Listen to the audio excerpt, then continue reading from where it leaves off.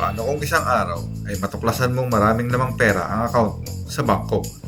Kahit alam na alam mo naman sa sarili mo na wala ka namang ipinapasok na ganong kalaking halaga sa kanila. At ang matindi pa nito, unlimited credit ka pa, kaya kahit magkano gustuhin mong ilabas sa pera ay pwede.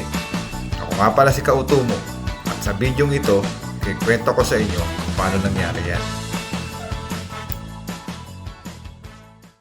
Si Luke, isang Australiano. 22 anyos siya nang mangyari ang lahat ng yan. Na nagkataon naman na mga panahong yon ay may problema siyang pinansyal. Matapos niyang mawalan ng trabaho. Ang hindi niya alam ay mababago agad-agad ang takbo ng buhay niya sa isang iglap. Matapos magkaroon ng system error ang kanyang bangko.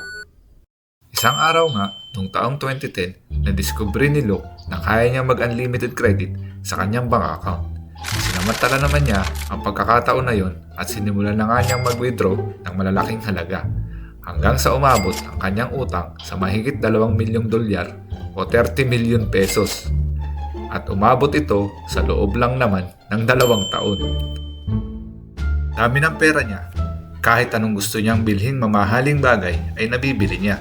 Gaya ng mga kotse, speedboat, mga pambihirang music collection, at jersey ni Michael Jordan.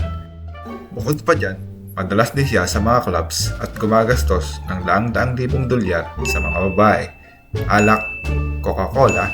Well, alam niyo na ibig sabihin kung ano yung Coca-Cola na yan.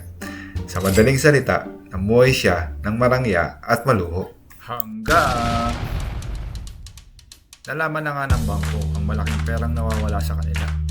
At nagsimula na nga silang mag-imbestiga. At hindi nagtagal, tuluyan na nga inaresto ng mga pulis at kinumpiska lahat ng pag-aari ni Luke.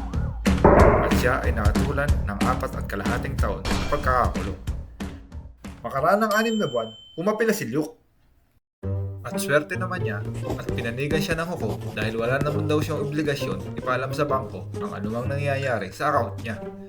At kung hindi man siya naging tapat sa kanyang ginawa ay hindi naman daw ito may tuturing na pandaraya dahil hindi naman daw moralidad ang basehan para makulong ang isang tao ayon pa sa hukom. At siya nga ay napatunayang walang sala at tuluyan na ang nakalaya. Well, swerte niya. Umaayon pa rin ang panahon sa kanya. Kaya kung gusto mo pa ng mga ganitong kwento na kakaiba na siguradong mamamangha at maaaliw ka, don't forget to follow, like, subscribe at mag-comment kung anong gagawin mo o ikaw si Luke.